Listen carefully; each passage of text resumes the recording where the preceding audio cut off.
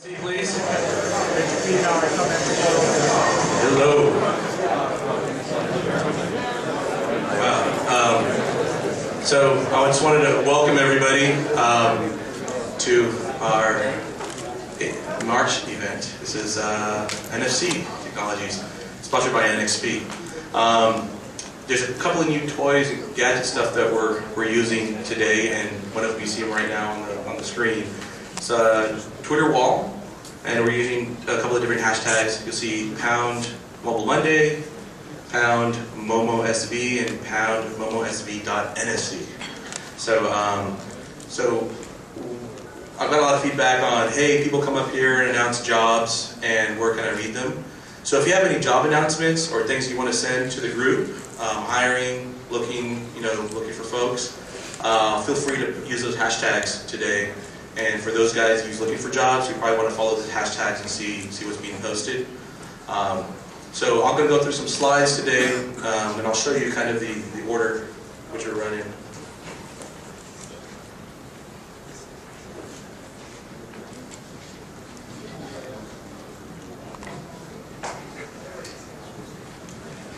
So again, for those of you guys who don't know me, my name is Mario Tapia. Kind of direct the Mobile Monday events here in Silicon Valley, along with some of the other folks here. I think Mike Rowell should be out here, Artie Merritt, Artie's out here, and Jose, our photographer. I'd also like to point out John Lynn, who's our camera guy. So this event, this and the last 7, I think, are available on Ustream, and I'll have a little website shot to show you guys where those are held. And oh, by the way, after the survey, I found out half of you have never been to a Mobile Monday, which is kind of cool. It means we're growing. So a little bit about Mobile Monday. So who here really doesn't know about Mobile Monday? Hasn't heard about it before? Okay, so there's some education here. So part of our goals is essentially it's community and networking. We're focusing also trying to focus on mobile technology. We try to help facilitate networking through different events. We also help you guys create some partnerships, and at the end of the day, it's also education. So a lot of you guys are very curious about NFCs, most likely tonight, and that's why you guys are attending. We're a pretty big international network. Some of the history here, we're founded in 2000. We're pretty much in every region in the country, in the world. We have about over 100,000 members in about 80 plus different cities. And last year we held more than 800 events. So for Mobile Monday America, we're in Austin, we're in Boston, Dallas, Denver, New York, Seattle, Silicon Valley, Washington, D.C. We're actually kind of good reach. This is kind of last year's calendar, typical topics that we do. Pretty much all over the board, but typically we pick topics that are trending. And these are some of the folks that help sponsor, and I'd like to thank all the folks from NXP tonight. If it weren't for them, we wouldn't be able to have some free drinks and this great event, this great venue. So a little bit about Mobile Monday, the homepage. So most of you guys are figuring out, okay, how do I get on the list? I heard about it from a friend. So mobilemonday.us is our website for Silicon Valley. We use the blog for announcements. We also have just information about how to get in contact with us. We have a calendar of events there. You can join our Yahoo group and Twitter to follow us for the announcements. We also have a demo submission, so if you guys have an app that wants to demo, so like next month we're doing enterprise apps, you probably want to get your name on that list because I go to that list when I'm looking for apps. We also have a topics idea submission form, so if you have like, hey Mario, I want to do something on mobile advertising or web apps versus apps again. That's a great place to submit ideas, and I'll take a look at those once in a while when we don't have anything. And also videos. We also have a link to our Ustream account there. So now you guys have a little bit of information about where to go, what is Mobile Monday, and hope you guys can definitely continue to come to our events. So part of the sign up had a questionnaire, and the questionnaire had basically different variety of questions. And you guys can see that better.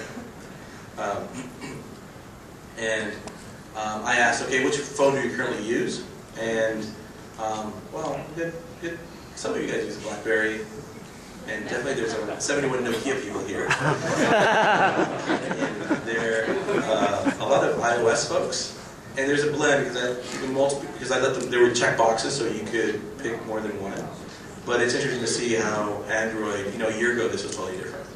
So it's interesting to see that there's a growth in these two different platforms and how big they are. I asked you guys, what is your role? So bottom left, it's product management, followed by business development, and a couple of VCs, so there's some people that have money here. And we have, so I'm just really curious, who's here from media and journalism? Oh, the bloggers don't count. But, okay, so we have a couple of folks.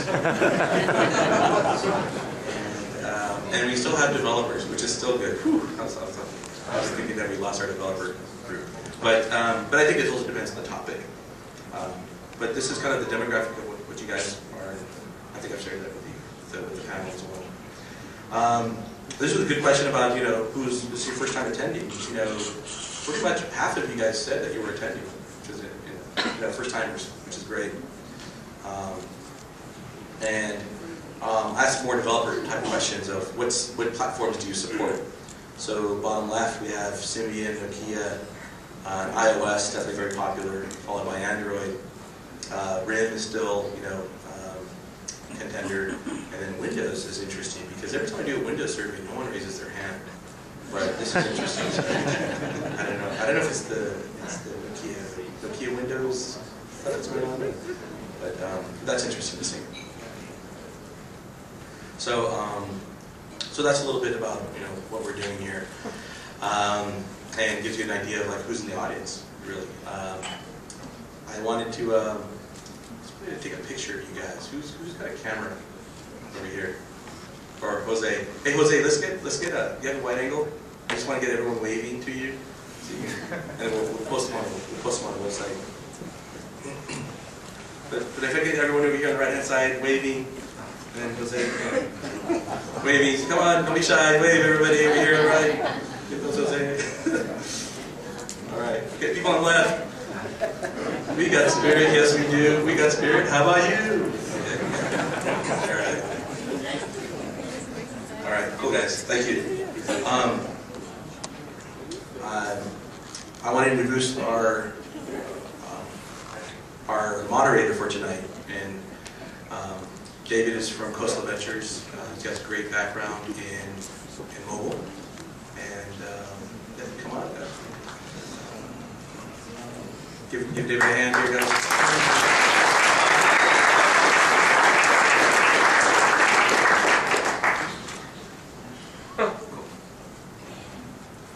Great. Thanks everyone for coming.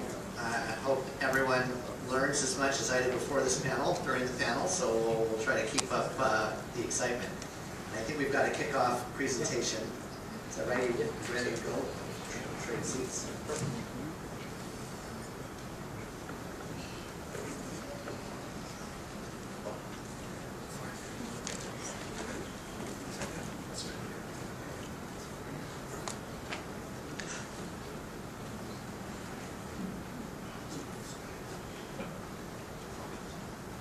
Sorry guys, I forgot about NXP's presentation. That's okay. Most presentations we give on NFC, people forget about us anyway. So. It's actually my second speech on Mobile Monday about NFC. My concern with the crowd is that most people thought I played for the 49ers with NFC. But that's not the case, in case you were wondering. Very happy to be here. Thank you all very much for coming here, especially the panel who could join us today. What I think is really an exciting time for technology. NXP invented the technology in 2002. So as you can imagine, we've been at this for quite some time. It was co-invented with Sony. Sony went their direction with Felica, which was quite successful in Japan. And NSV has really been a technology that has always been next year, next year, next year. And I really think a lot of things are coming into place that we believe, obviously, this is the year that it's going to be. And I'd like to share a little bit with you guys just about NFC for many of you that don't know and those that you do. NXP is a large semiconductor company. We play a very prominent role in our identification in the area of passports. About 80% of all passports, contactless, are NXP chips. In transportation, there's roughly 1 billion people every day using contactless cards from NXP with our MyFare systems, and also a market leader in not only NFC, but also the secure element. It's very important to remember that when you talk about NFC, there's really two components, both the secure element as well as what is the NFC chip. So, again, you've seen much of the press that's coming. I won't go into a lot of detail, I'm not allowed to. But there's quite a bit of activity that's happened really with last summer with Nokia making their announcement of support in smartphones, all the way through with the recent announcement of Android using NXP software for support in Gingerbread, and then subsequent announcements of both handsets as well as support from a number of the players that you see on. Even today, for those of you who haven't read it, very interesting article in the Wall Street Journal just talking about what's coming in terms of the mobile wallet and sort of the evolution of technology as far as NFC is concerned. Many times we get asked, what's the big change? Why are things so different now? I think the biggest reason is really the evolution of the smartphone. The smartphone has opened up so many opportunities for consumers to interact in the physical environment that really gives NFC a platform that it didn't have before. If you look at some of the feature phones that were introduced in the past, it really didn't give the richness and ability to do things of more than just, as someone mentioned earlier tonight, tap my phone instead of tapping my card. I think that again, the smartphone is probably the biggest change that really brings this whole idea of connecting the physical and virtual world. I've been with a number of companies, including a few startups who are not as successful, and use the quote back in the late 90s of connecting the virtual and physical world. This is truly a technology that if you start to understand the power of it with retailers, in transportation environments, in your office, it really does connect the physical and virtual world. And again, I think the smartphone is the big key that's really been unlocked. Just as a refresher for those of you who don't know, and I think it's important, NFC has 3 different communication modes. And from that comes most of the applications that you would expect to see. The first is what's known as tag, read, write. So it's basically the ability for your NFC-enabled phone to touch an electronic tag, power it, and exchange data, to basically receive data and do something with it. Think of a barcode, but instead it's got a little more richness, a little more ability of what it can do, and it can add a security component. Peer-to-peer is another communication mode where 2 phones can come in contact and basically exchange data. And another important part about NFC is it's two-way communication. So it's the ability to not only send information, but receive information in close proximity. Last but not least is probably what gets talked about the most is the whole idea of card emulation, or using the secure element for basically putting all of your cards in your wallet onto your phone. It basically allows you to do things like a Visa transaction, MasterCard, transit transaction, or physical access into a building. Try to give you guys just a flavor for what we see as some of the use cases that are coming to try and set the stage for the discussion tonight with the panel. You got to think of NFC as really something that creates a shortcut for things, for the most part, you can do on your phone today. You think in the area of location-based services for something like Foursquare. NFC can be used as an authentication or a check-in. So again, it's not that you can't do it today with your GPS and be able to check into a location, but now tapping a tag in a location physically, you're actually checking in, and opens the door for location-based services. Another big fact about NFC is that NFC often becomes something that is complementary to other connectivity or to other technologies like Wi-Fi or Bluetooth. So in this instance, you would tap a tag to be able to connect to Wi-Fi in that particular building. Takes the credentials that are needed and basically does a quick check. Some of the very early use cases were actually using it for Bluetooth, to be able to tap a device, I'm instantly connected, and not need the whole pairing process to be able to do it. The other areas, if you look at it again, is peer-to-peer. So again, I can still become friends with someone in the room today, or use LinkedIn to be able to connect. But the process to use it of NFC can create a very quick shortcut where 2 devices can come in contact, and we can become friends. We can become linked in on an application like LinkedIn in a peer-to-peer mode. Service discovery is another example where, again, in this same cafe, I tap a tag, it brings up, for example, a Yelp application. I go immediately to the page of that cafe, and I'm able to type everything in. Again, it's not that I can't do it, but NFC creates a very consumer intuitive way to actually do that. Another big area we expect to see is in the area of peer-to-peer applications, whether it be in the area of gaming or sharing things. I put on there the song list because I think it's important to remember what NFC is and isn't. NFC is not a technology to share high data files and for me to pass over 500 songs to you. But it is something for me to pass over a song list and be able to do that and then connect over Wi-Fi or my regular communication to get the music. As one example, or in gaming, for us to be connected and then use Wi-Fi connection or a 3G connection to be able to do it. Traditionally, everyone's looked at smart tags as a way of promotion. It is definitely something in terms of product placement or in a retail environment where I can tap a poster or billboard and be able to get information about a particular product, specific offers. It allows me to interact actually with that specific brand at that specific store at that specific time. Last but not least, what everybody talks about is really the whole interaction at the point of sale.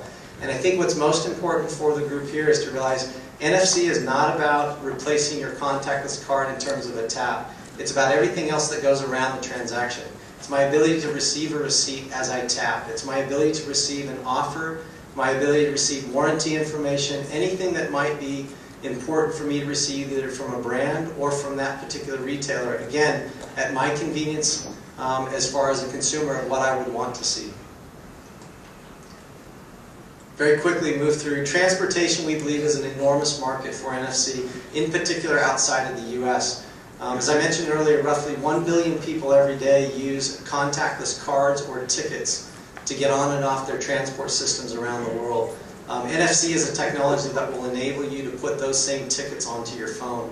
So if you look at it in terms of ticketing, in terms of interactive maps, finding out where I want to go, as an example. Obviously, the getting on and off and the whole metering in terms of my ability to buy tickets, reload, top off tickets, and then traditional things like billboards or advertising.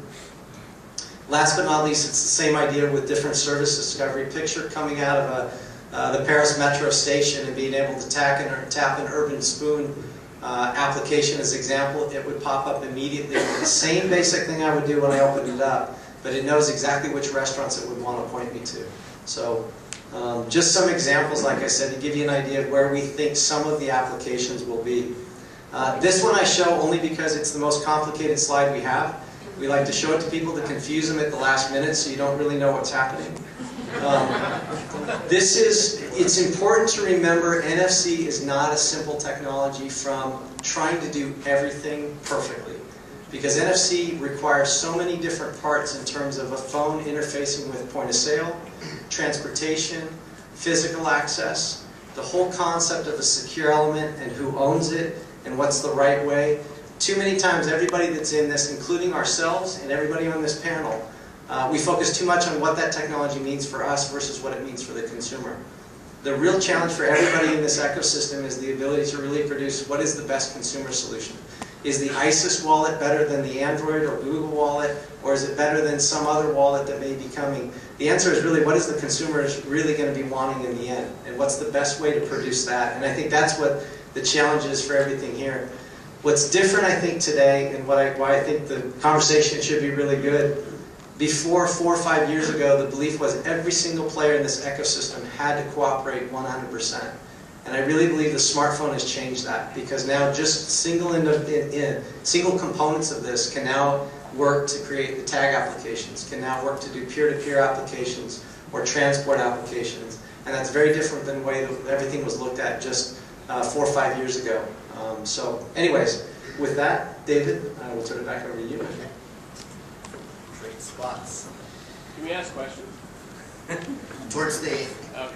I think towards the second half, I would love questions. How to turn on the...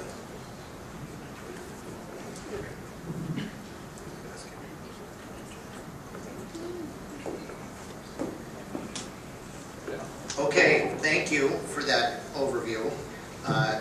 To steal the thunder from some of my questions, but it doesn't mean you're off the hook either, sorry.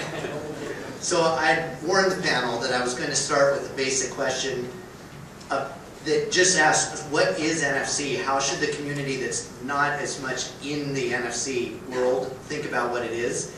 And we kind of beat on each other a little before the panel, but I was pretty excited about what we got to. So let me just ask the panel for, how would you describe to the audience what you think NFC is? I mean, obviously we all understand it stands for near field communication, but what do you think is the best definition for, let's call it Silicon Valley, to think of NFC?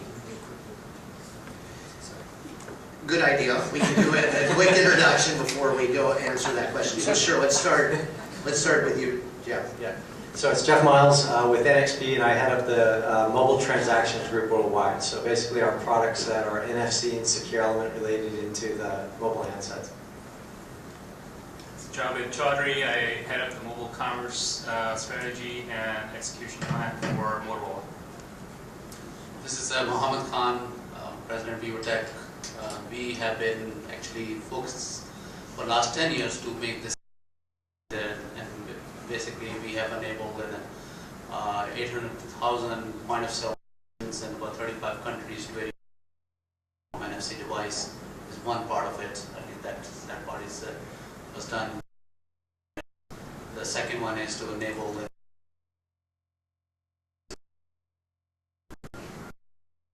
Qualcomm, responsible for a lot of our new and upcoming mobile commerce initiatives. And I'm Rob von Behren from Google. I'm working on some NFC related initiatives at Google and closely with the Android group staff. Okay, Rob, let's stay with you. Can you share with everyone your answer that we were talking about before of how to think about NFC? Yeah, absolutely. So when we were chatting ahead of time, we were kind of going over a number of different ways that people end up thinking about it. Certainly people tend to think in terms of the base technology. There's a proximity aspect where you can communicate to about 4.7. And then, so Wi-Fi, and this seems like a version of Wi-Fi that only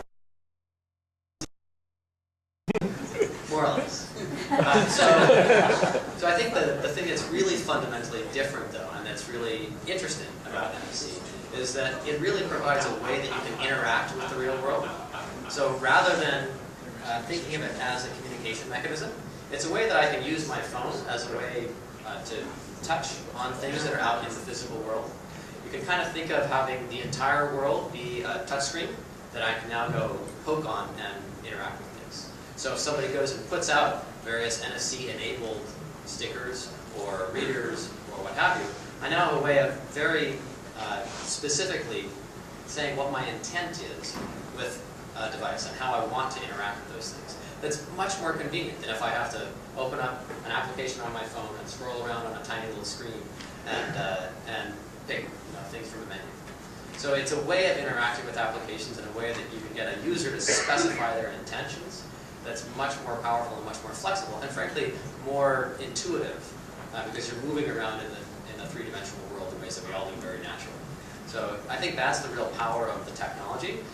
By virtue of it being very limited in terms of the physical distance, communication-wise, it allows the user to specify something very precise about what they want to do and how they want to interact with this. Anyone want to add anything to that? I would just I think Khan should give his example. Yeah, because I love Khan's example use case for this at some point. Yeah, just to extend that further is what does that one touch mean? If you really look at it, this smartphone, doesn't matter which model, is connected to the digital world, right? Oh, it's better. It's an Android phone. Yes, absolutely. You can use Android as well. By Motorola. Okay, so let's focus on which one we're going to use first. Okay, so the whole this digital world, right? All of the data that's sitting out there can bombard onto you as a consumer, right? So how do you enable yourself with your interest, and all of a sudden you can be served well through this one touch? But if that one touch, what does that do? It gives the information to the digital world where you are, who you are, and what your interest is. Those three coordinates are the most important thing. Think of it for a moment. So all of a sudden that digital world could fine-tune that thing and focus that thing and deliver the value what you're looking for. And because what you're looking for is what you're going to respond most effectively as well. That's the power of that one. And that could be, I'm touching that on my office access point to open the door to enter into the office. That could be one aspect of it. I'm touching on a shelf tag to be able to know information on the product before I buy. Guess what? I could know the reviews of the product as well by just touching in that regard and be able to make a decision better. And guess what? Maybe merchant could send me a coupon and offer as well that if you buy. All of a sudden that is some example of when touching on a product shop tag. It just enables you as a consumer into a completely new shopping experience. A shopping experience, if you think of it, you've been enjoying online. All those things being available to you, but today it doesn't exist in the physical world. So what do I do today? I go to Costco, I'm looking for a camera, and I want to buy a camera. Guess what I do? I pull up my smartphone and enter the model number of camera and get onto Amazon site or something, try to know what the price is, what the information the product is, as well as what the reviews are. That's what we do. It's a disconnected way of doing communication and to be able to handle. In this case, all I do touch onto the shelf tag and be able to get that information, be able to do all those things. It's a simple experience. So the power in the last example I want to, because Rob pointed that out, and it takes all the way through the whole set of experiences. Let's say you walk into, let's say a Starbucks, a coffee shop chain, right? There's a long line. That's what we do today. We stand in a long line waiting for the coffee. But tomorrow what we could do is I could find the coffee using my wallet, or I can come in and touch onto this poster that defines the very version of coffees, pick up that coffee version, and go straight onto the line buster and tapping, placing the order and paying through the single touch. So I skip the whole line. Don't stay in the line. And I go back and sit down with my friends on a table. And guess what I do? I come in and touch my NFC phone onto the table, letting them know that I'm sitting on that table, that they can deliver the coffee there. Think of it with the power of that one as well. So changes the game and how you're going to behave as a consumer and enjoy the experiences, because the digital world, along with the smartphone, the intelligent device, is going to enable you and empower you based on your opt-in. That is through touch, rather than somebody bombarding on you. Before we leave this topic, I wondered if anyone on the panel has any ideas of how the industry can better name itself. Because my analogy to people is the same way that I was wondering about the limitations of NFC with comparing it to Wi-Fi, is thinking of SMS as just, it's poor man's email, but people love SMS, but people don't call it SMS, they call it text and texting, which I think helps people at large understand what they do. They send each other texts, and they, so is there any word like that? I mean, you guys are supposed to be enabling this industry. To touch on that one, outside of US, people, they don't call text, they call it SMS. It's really interesting. And you know why the reason is it NFC? The reason it's called text here is because of American Idol. So is NFC the word? It became popular because of American Idol, and that's why when they call text, that's why it went on to the text. But SMS, the point I want to make is, consumer, they tend to gravitate on a simple, icon or word. We know internet now. Everybody knows internet. And somebody had asked before 1995 what internet was, nobody knew that thing. Oh, we some academic people, they knew that thing and played with that internet 20 years ago. Yeah, that's right. I don't knew that thing. So I think NFC, what I'm seeing a trend where you go on today and you Google search on NFC, you will be surprised that people in the headlines, they just say NFC. And people, have started to get that, what that NFC. So my personal view is NFC is going to catch on. Like SMS text is obviously controversial. Internet caught on. Yeah. I think it might be a little bit different. I think so texting is something that you're physically doing. At least it's a verb that we use now with text. I think it's, to use something like tap or something that, because this is what you're doing. You tap to interact with something. So the word tap or some type of physical movement, it's about time and space and projecting your vision or projecting what it is that you want to do at a certain place at a certain time, physical space. So something like tap or something short and easy to say, text, tap, it can all fit together at some point. Okay, let's move on to the state of the world in terms of deployment of NFC. And if both for consumers and merchants and developers, what's out there today in terms of support on phones and readers, and how will that evolve over the next year or so? Should I take Yeah, you can need the answer. Go ahead. Yeah, and the reason is because I'm not a public company. So, so what's out there is that I think the most important thing is in terms of commercial aspect of NFC phone, there are a couple of models available, and obviously Google could cover on that. Rock can cover on the Google Nexus phone, which is an NFC phone. That's is a public knowledge. What has been done over the last 5-6 years, I think is very important to what it could be coming on our way, is that this NFC technology has been tested for payment application, has been tested for coupon and offers, and has been tested for transit application. So a lot of testing has been completed to know that this technology can enable existing experiences in using the NFC touch environment. That's one of the aspect of things. Number two is that moving forward, this year 2011, you know, not only myself, but people, they have called that thing is going to be the year of NFC rollout. Why? Because we are expect to see about 60 to 70 million NFC phones hit the market this year, and that's under various different brand names. So all I could refer to in what publicly has been published, whether it's under the brand of Google or under the brand of RIM, under the brand of Nokia, there are various different models and people they expect to hit the market. And the reason I say 60 to 70 million, at least 2 chip vendors, they've been placed order to ship those chips to enable those NFC phone. One of them is sitting here, at least NXP could cover on their part. But between the two, there's a 60 to 70 million of the chips have been ordered.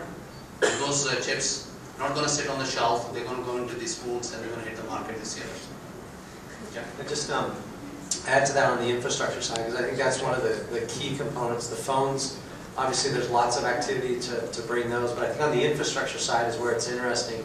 As Khan mentioned, the number of point of sale terminals is actually significantly more than most people think. If you look in the US, I believe it's around 15% of tier 1 retailers like McDonald, 7-Eleven, Best Buy already have the infrastructure for payment terminals in place. As I mentioned earlier, there's over 650 cities around the world that have contactless in place from a transportation.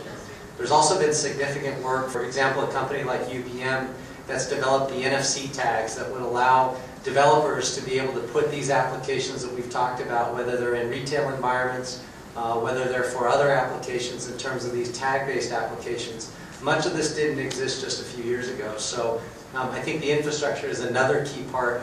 And I think it's bigger than most people think, even though percentage-wise, because there's enough critical mass in certain markets to really see things to be able to start taking off. So.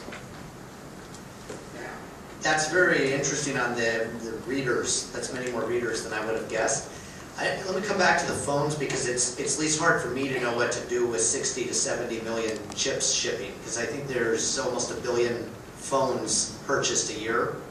So what are we talking about here? Is this half? It's not. I mean, what can we get our head around in terms of as a community? Is this half of smartphones in developed markets, or is it much less than that? Because 6% of phones doesn't sound very encouraging. There's actually regional growth, so it's not going to necessarily, the market growth is going to be different in Europe versus APAC or South LATAM. The focus, I think, initially is going to be more in the North America and Western Europe.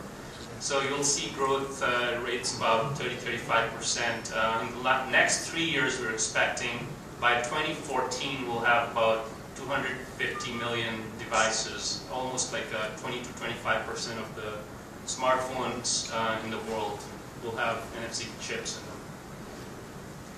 So in 2 years, 25% of new smartphones purchased? By 2014, we'll have about 20 to 25% of the total, all smartphones NFC enabled. All smartphones in use? Yes. Okay. I think if I relate to this thing, just about a year ago, here in the US, 23% of all smartphones, 23% of all phones sold were smartphones. And today is more than 50% of all phones sold here in the US are smartphones. So it is it's the pattern that typically you see the new technology that's Yeah, for what it's worth, I can see if this takes off, it should be able to go a lot faster than that. I mean, certainly camera phones went, once they started to take off, really took off. So let's talk about what would make this really take off. The presentation was very helpful in terms of getting beyond the payments that everyone thinks of, when, at least that I hear about when people talk about NFC. So let's hear from the whole panel, like, what do people think are the killer apps for NFC, especially ones that might not be intuitive to the audience?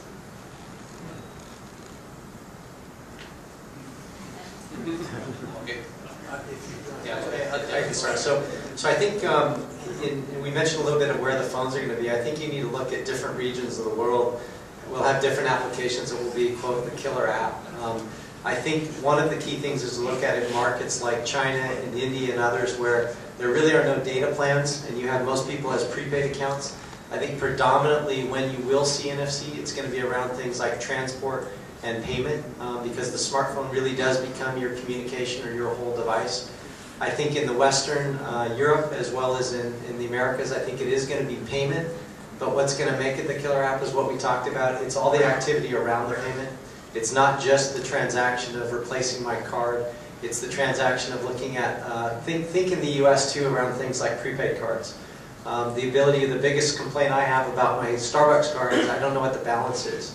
And if you look at the success even on the iPhone with using a barcode, and Starbucks making a decision to roll out barcode readers completely for that user experience, I think that's the kind of user experience that payment's going to bring for consumers when you talk about NFC. The other, I think, big application that really is going to take off, and it's because of the developer community, are these tag applications. And the ability to bring, there's a tremendous amount of value for retailers and brands in stores for this intuitive way to interact. It's a much, much more effective way of interacting versus traditional media. And it starts to look at advertising dollars that exist already today. So you're not going in and asking for new dollars to do these kinds of things. And again, I think it really does change the way that these retailers interact. They've been for many years trying to figure out how do smartphone applications help me at Best Buy and other places. So I think those to me are at least what I would see as kind of the killer apps I would expect to see. So just talking about the consumer experience part of it, in my view there are two perspectives.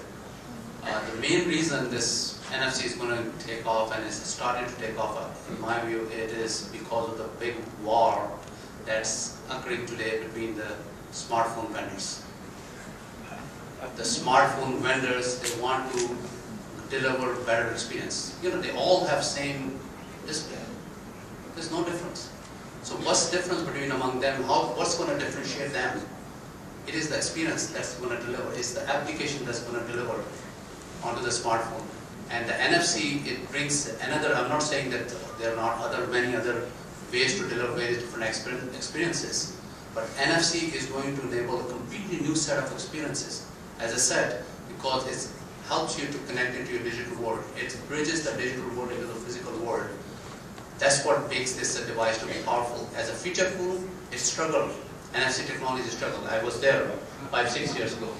But in the context of a smartphone, that is one of the major driver is that all the major handset vendors, they're going to find a way to deliver better experience and differentiation into that. Number one.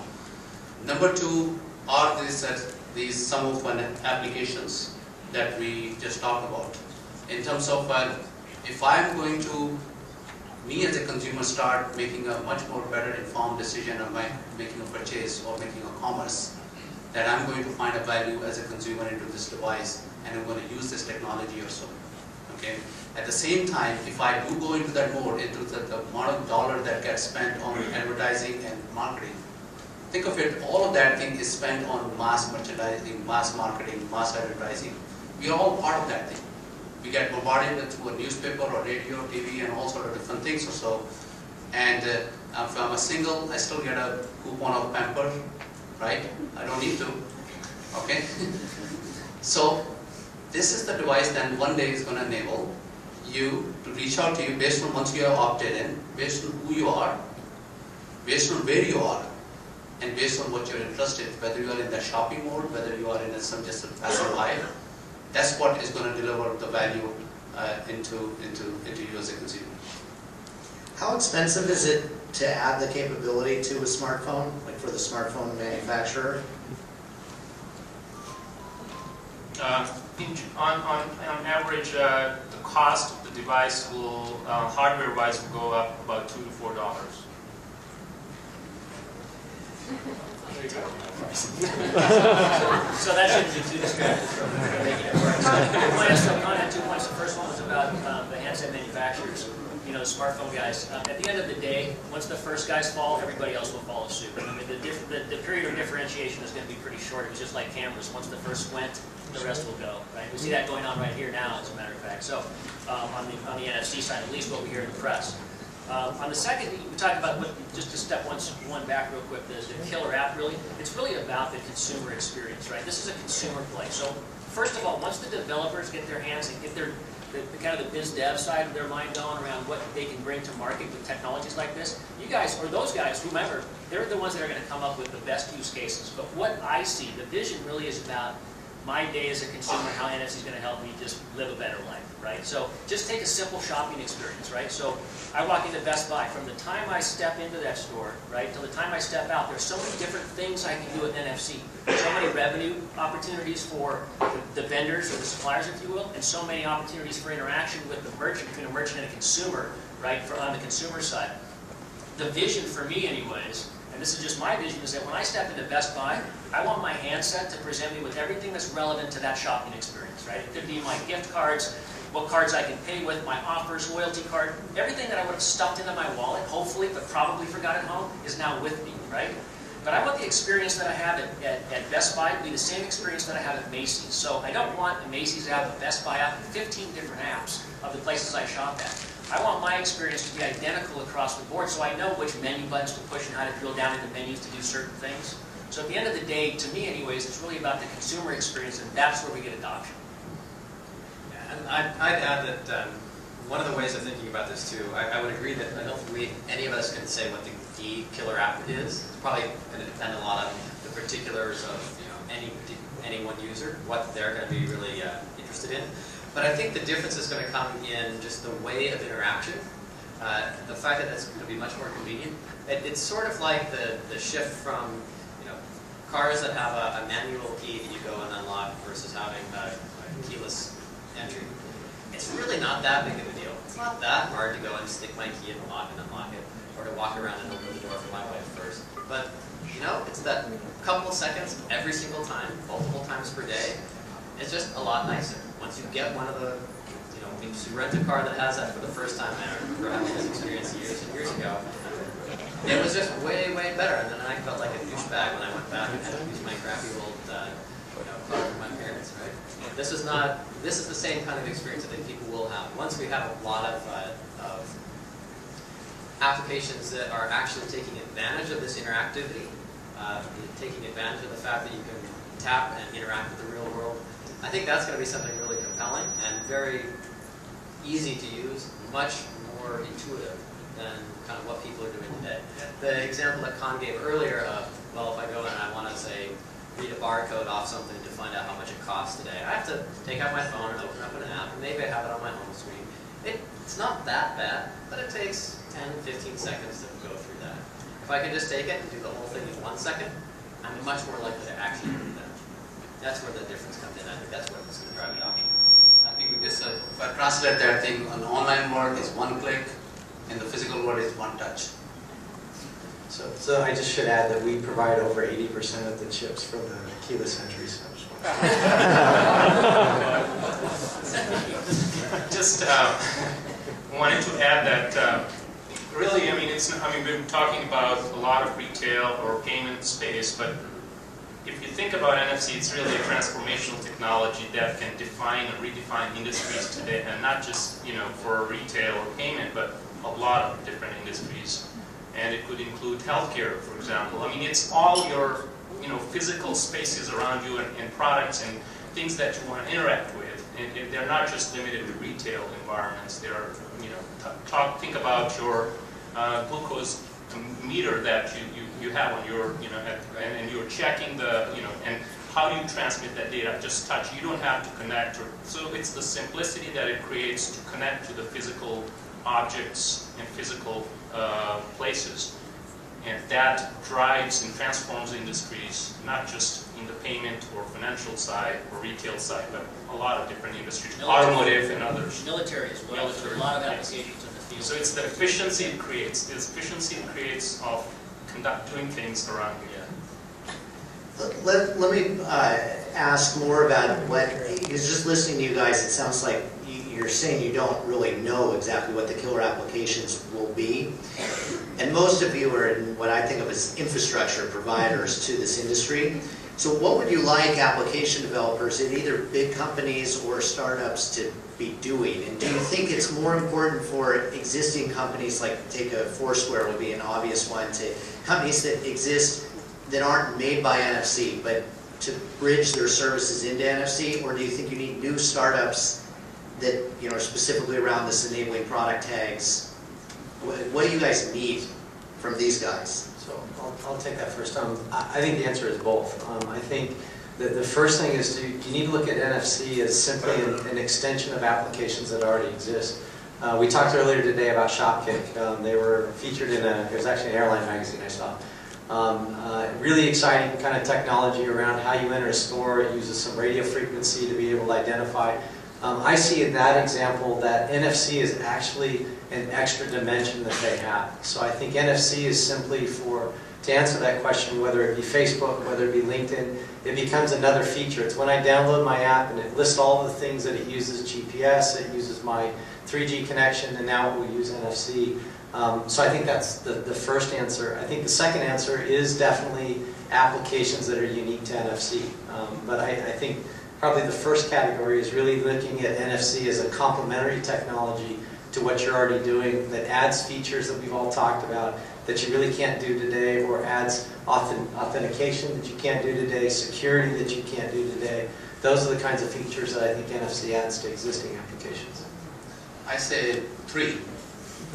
Number 1 is the emerging company like Shopkick and other ones. So number 2 is the people in the room and the new blood that could come in and play. But number 3 is existing enterprise companies. It's the same thing what happened with internet, exactly what's going to happen in this space. Is that a lot of different aspects of our current businesses as well as current consumer behaviors, they're going to change because of NFC and mobile together. I don't say NFC alone in there. I say mobile, smartphone experience and NFC together. That's number 1. I think I want to point that out also. Number 2 is I have spent quite a time with a lot of different merchants, and in 30-40 minutes with a whiteboard, when we sit down, it's amazing how we fill the whole whiteboard with various different use cases. So NFC is not limited in any respect point of view. Obviously, we touched on some use cases there, but it's amazing that once you start relating to making this device to be touch, again, I want to remind, it's not only touching on something, a tag or a reader, but also touching to each other as well.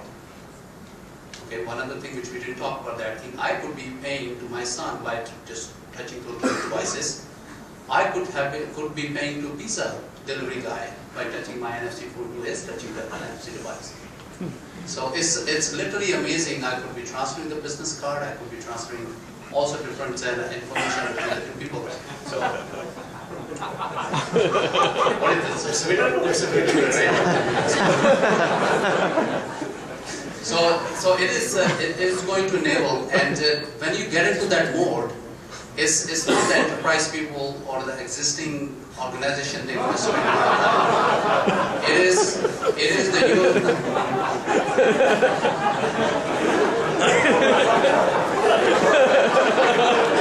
Somebody is listening, right? So it is the imagination of people to think and relate to what they do day to day and turn that into businesses. I think that's what it's all about. So I just wanted to come back to the adoption of NFC. Why is it that it's 60 to 70 million phones in a year and not 200 million? Like, what keeps all Android phones and all iPhones from having this already? And why wouldn't just all the smartphones, where any phone where the cost of the phone is $100, why? Because then clearly it would be more attractive for developers if all smartphones have this. The challenge is NFC is not really a technology, it's a business. it's really, it depends on ecosystem. It's not just like, hey, Motorola, why don't you just add a camera to your phone and then it's going to just be a feature to the phone. It's not necessarily a feature. It's dependent on an ecosystem, because enabling a device doesn't really solve the problem. You have to have physical space around you, so dependent on the physical space enablement. So it's a two-facing technology. So it's unless you have the physical spaces enabled with NFC, your smartphone won't be able to do much with it. So who drives the market first is the question.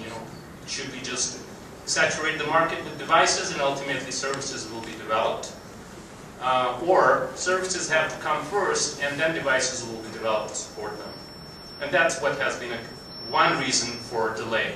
Another reason for delay has been who owns the customer. It's a business model question, because multiple industries are trying to influence each other in this. So specifically from the payment space side, it's been a big issue over the last few years. And I would point out that that's really not an NFC issue per se, it's a secure element issue. Yeah, which is a component, which is a small component of, which is one of the use cases of NFC, which is payment. Are these different camps in the payments industry? Does this inhibit the adoption of NFC, or is it fine? And by that I mean, the Google, MasterCard, Citibank announcement, and ISIS, just these different. Is that a problem for the adoption of NFC? You know what I think? I think that as I've been looking at NFC for 4 or 5 years now, is that the challenge that we've had for a long time with these fights, this battle of who's going to own the customer, the business model, and all of that.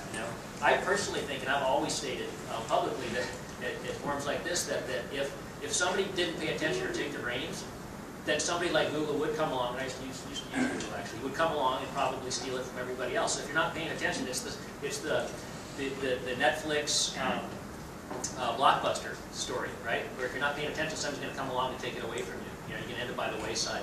So, I mean, at the end of the day, I think that's where we sit today. It's great to see finally somebody making some moves forward, whether it be Google or ISIS or Apple or whomever. It's good to see that the conversations have now started. That's why most of you are here today, probably, because these models are starting to come. They're starting to either separate. In some cases, they're going to come back together. But I would tell you that once the business models get worked out, which are now getting worked out, which is great, it still takes, from an infrastructure perspective, obviously you've got to populate the merchant locations, right? But you also got to deal with the handsets, because we're talking about a technology that's close to the metal of the handset, right? So it takes anywhere from 12 to 18 months to do reference designs, to put the chips in there to make sure everything's working properly. So now that we've got the business models functioning, they're starting to function anyways, they're starting to look like they're going to function. Now we've got the handset manufacturers coming to companies like ours or whomever and saying, look, let's go ahead and build these into the, let's get the reference designs finished and let's build some phones that make sense. So I think that this is one of the, over the last 3-4 years, it was a little unfortunate that, especially the mobile operators, they started thinking NFC just as a payment device. Yeah. And started looking at the business model just around the payment only. And everybody struggled on that, because where Visa, MasterCard publicly said they would not share a transaction fee on an NFC-enabled transaction. So that was one. But over the last 2 years, especially with the smartphones, the growth, things have changed. People, they relate to the NFC to a lot more broader set of experiences. And in there, the mobile marketing, mobile merchandising, mobile loyalty, along with that payment, they have started to come together, making a much better business case. So again, it's not limited to those 4 areas only, but then there's a business case that's started to form, and that's why we have started to see a change. It's not only 60 to 70 million NFC phone going to hit in the market. As I said earlier, the Vivotech is an infrastructure provider. We are engaged today enabling the infrastructure for commercial rollout this year. So there are multiple geographies around the world that we are enabling, so that the consumer, when they are going to get this NFC phone, they can initiate to download a Visa, MasterCard, and they should be able to do that thing within a minute into their phone. They should be able to get coupons and offers. They should be able to redeem those coupons and offers and be able to make a payment. They should be able to use that NFC phone in different transit systems. All of that thing does require the whole ecosystem to be upgraded, to be enabled, and those are the commercial aspect of things that have started to happen this year. So it's not only 60, 70 million phones, but as well as the infrastructure enabled management. Yes. So I've got one more question, then we'll take some from the audience. We haven't talked at all about the carriers, and particularly in the U.S., the carriers have been very integral in determining what's on handsets and what services are rolled out to consumers. Do the carriers matter with NFC? You want to go first? You probably have some really good comments. I think they absolutely do, because I think to answer the question, you have to always remember who is it that buys the phones. And today, largely around the world, the carriers are the ones buying the phones. And they're dictating what are the features and what's in that phone. I think a phenomenon that has happened in the last probably 3 to 4 years has been that the mobile OS players are playing a much bigger role in what's in a handset. And they're driving that from consumer experience. So I think some of the things that have happened recently is that you're seeing different people being able to dictate, but I think carriers absolutely matter and have probably been, as they're working around what is the model and what is it going to be. I think the US has been very public. Orange in France has been very public about their support. There's Sixpack, which is all of the Dutch carriers, and also China Mobile recently has been very vocal about support of NFC. I think the challenge for them has been exactly what is the business model. But what's, I think, good for the industry is other things are pushing them along because it's becoming more and more inevitable by players like Google and others who say there's some cool applications out there that need to come to market. So, and I think that's what's different. That wasn't the case a couple of years ago. So I agree with Jeff, actually carriers do matter, but I think from developers' perspective, this space is huge, open. Carriers really don't have a lot of control on what third-party apps that get developed, get used for tag reading, tag writing, or all the other peer-to-peer services that can be created without any dependency on carriers. So if many of you are interested in NFC space and thinking, if carrier is going to control this space, how are we going to ever create any innovation? That's not true, because carriers are really focused on the payment space purely, and they would like innovation to flourish outside of payment, and that's where opportunities exist for independent developers. Let's see if any questions in the audience. If you guys want to, you can call them up if they have questions. They can throw Okay, right. Well, I can just repeat the question. Just go ahead. So many of the examples. Sorry. So fascinated mobile consumer and avid entrepreneur. Many of the examples given to date don't differentiate against barcode, 2D barcode. I mean, it's a lot of one-way retrieval of information. I love this space. I really want to see apps created. I think that the keyless entry and the mobile payments are the two that are differentiated. What other kind of applications are you guys seeing in your day-to-day operations that you think are fascinating, that require the two-way, that justifies NFC? So I would actually say that there is a big difference with NFC versus 2D barcode, which is that 2D barcode is kind of that, I'm going to open up my phone, turn on an app, that's going to take me a little bit of time. There's just enough friction that unless you're a geek, which I use it all the time, but my wife, not so much. She's like, this kind of sucks. I don't want to use that.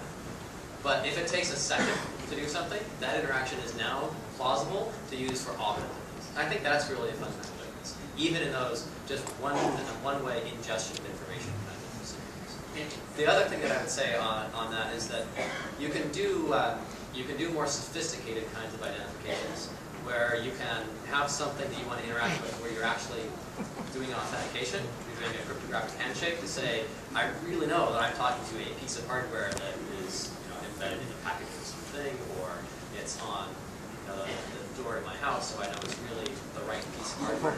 That's much more sophisticated. Most consumers probably directly won't care about that, because most people don't care about security.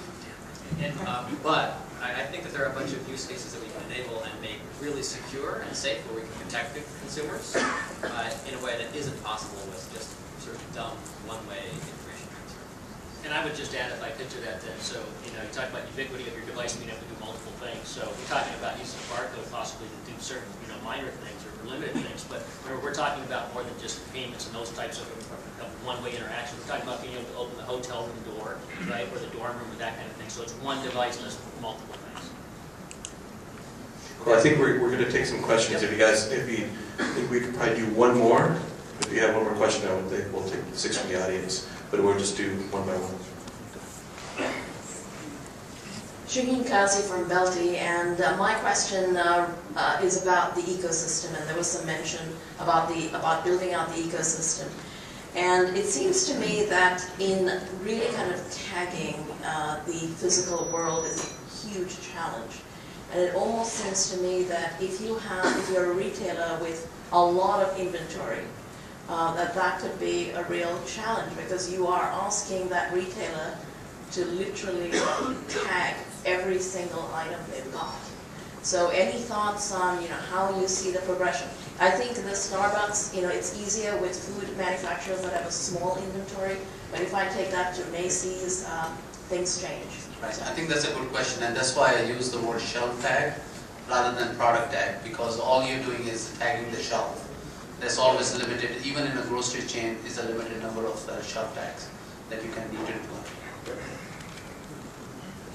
So all of you guys up here are big names in the industry. I mean, you are. I've heard of NXP and Motorola and Qualcomm and Google, of course, but I'm seeing one big name which is missing from the panel here, which is Apple.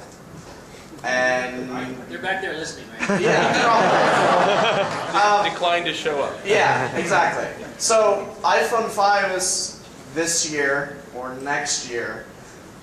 Apple doesn't seem to be making any moves into the field, because usually you see a patent or something 2 years before, something kind of around that. There's nothing. If iOS doesn't implement, then what? They'll miss the boat. Yeah, just as on record that Apple has applied a lot of different patents around NFC and iPhone experience together, so it is all public knowledge. So they are not sitting idle.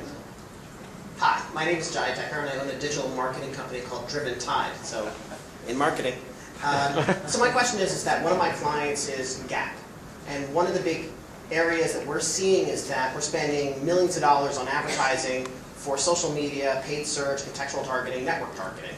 How are we going to be able to use NFC to be able to show that either the person has seen a paid search or is a fan on Facebook or some media channel, and be able to say, this influenced the person to purchase or to somehow create a conversion, and then be able to carry it to either the ROI or the CMA back to and validate what that advertisement was, instead of just saying this occurred and then back. It's about, to me, it's about dollars endorsements, right? So you've got to prove that you brought somebody into the physical location, right? It's about closing the loop on that conversation. They looked at an ad, they got an offer. How do we know that they actually redeemed that? How effective was that marketing, right, campaign?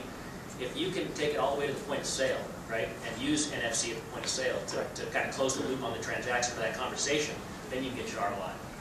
I think that, and I'd say that the most critical thing on the point of sale side really is not NFC per se. It's having a smartphone that's part of that interaction.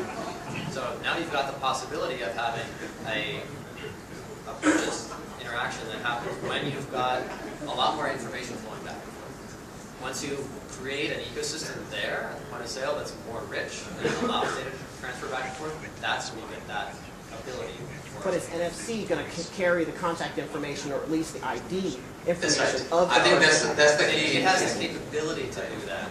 It's technology centric, absolutely. And it's much better than like a plastic card. Obviously, some of us are very immature with our tweeting, but obviously this is an experiment, so maybe next time we'll have some moderator. But I haven't seen any profanity yet, but hey, that's not not a suggestion. Chaudry from Foundry.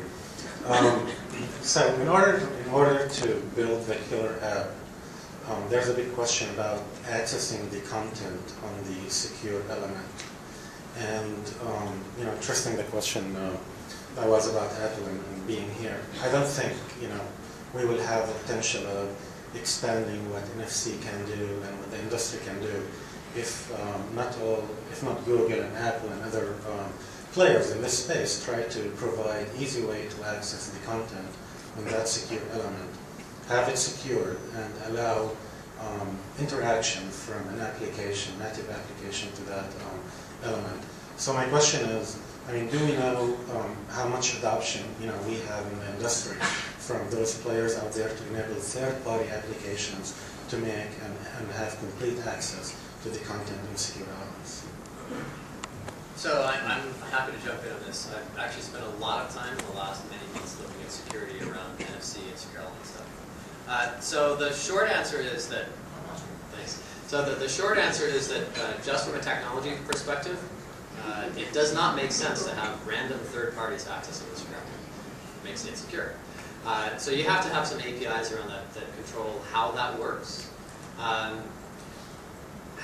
What those APIs look like is something that lots of people are thinking about and trying to figure out how to make that functional.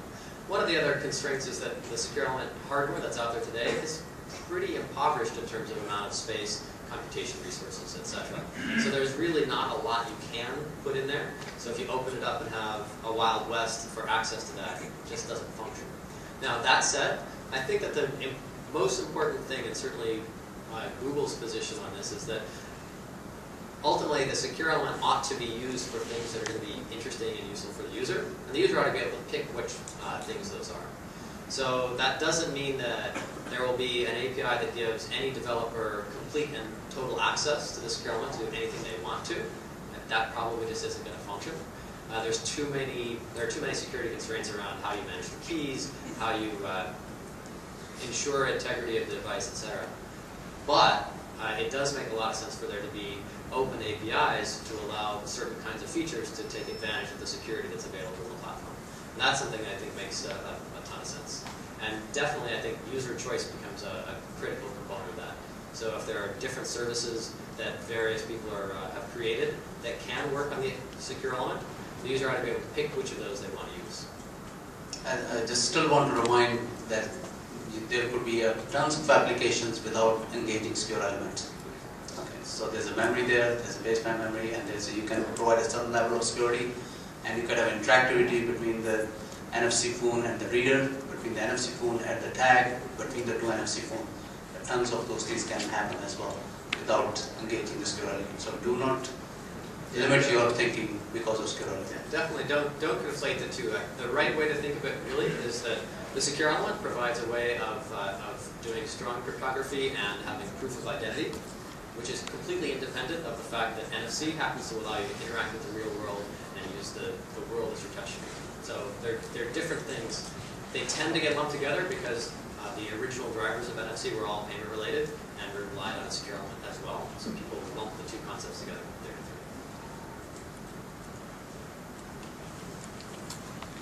That's a very interesting answer.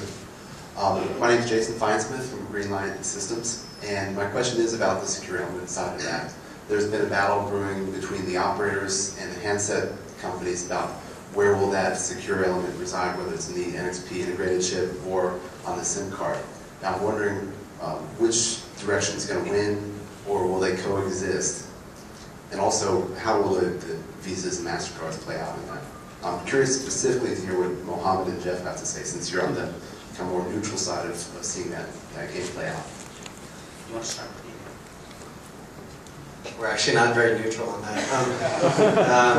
I think the easy answer is if you look at it, it's exactly as Rob said, separate the two. So for example, our chip will support both. So you could actually have two secure elements in a phone.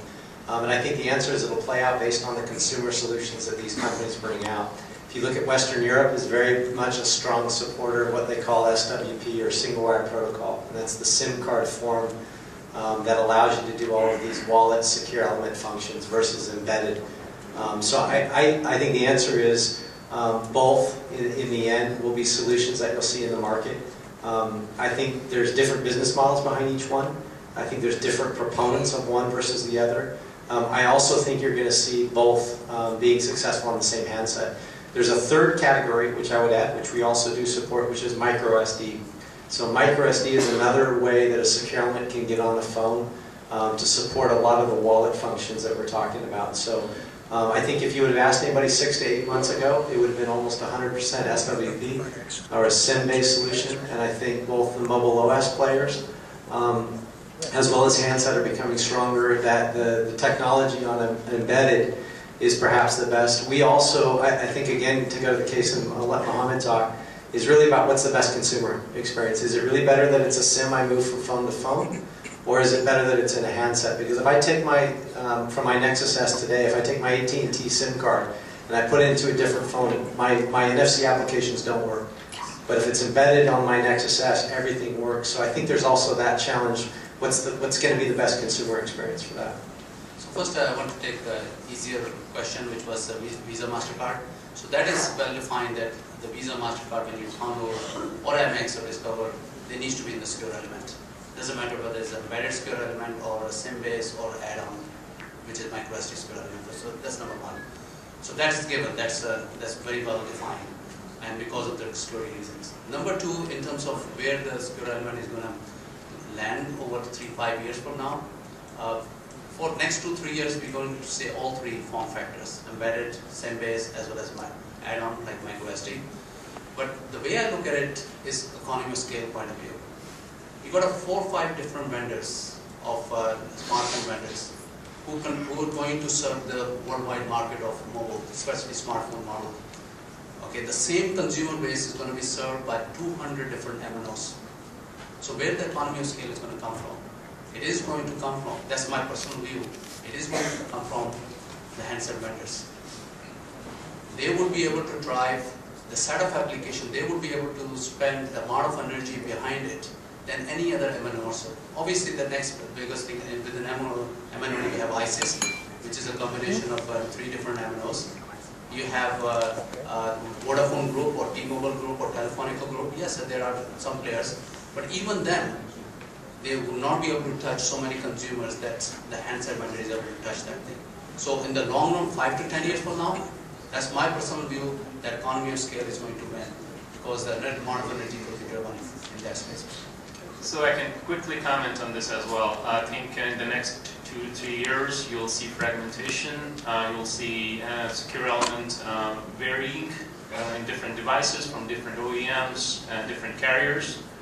So over the next post 3 years out, it will at some point start more getting together where more consistent and scale is needed. So you'll see more as the business models are sorted out as well. As you know, secure element, when we talk about secure element, it really relates to who controls the payment interface for the user.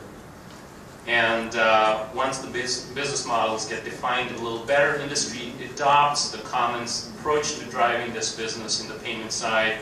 That, I think, will be a moot where the secure element resides. Certainly, in the short term, it's technically not a problem to have both SWP and NFC functioning on the same device, as Jeff mentioned. So ultimately, the right answer for the consumer is for the consumer to be able to say, what services am I being offered? Which way does it get implemented? I kind of don't care. I just want to be able to say, I like this suite of services, or I like this suite, and I don't like it. And hopefully, I can pick without having to change my carrier, to buy a different phone, move out of the country, whatever it is, right? Hopefully there's a lot of flexibility in how that choice gets made. In fact, we saw that behavior, if you think of it. I remember that when the Razr boom came out from Motorola, people were switched from AT&T or T-Mobile to Verizon at that time. I saw that. That was a little awakening. But then iPhone came out, a lot of people switched from Verizon and other places to AT&T. So it is, at the end of the day, it's a consumer choice. Jerome Calvo with Dreamface. The question about the low-level hardware, is the hardware unique today? In other words, if I get a smartphone with which is NFC enabled, will the smartphone will be able to transact with a POS at 7-Eleven or a reader at the Caltrain? So, the Vivotech, as I mentioned, we have shipped more than 800,000, almost 1 million readers, enabling almost 15% of the top 150 merchants here in the US. So the technology is, one of the good things that happened as part of NFC was made backward compatible to ISO 14443 technology, which was adopted by the payment industry as well as were adopted by the transit industry. So that is provided that vehicle to be able to provide that compatibility. Yeah, I think the standards bodies have really come up with the approach that interoperability is a key issue, and they've realized that they have to work together to make this a success. So for any NFC device to be in the market, it has to be certified before it's taken to market, and majority of the devices will follow the same standards to make sure there's the value in delivering NFC. Cool, guys. Thank you very much. I'd like to give everyone a hand here.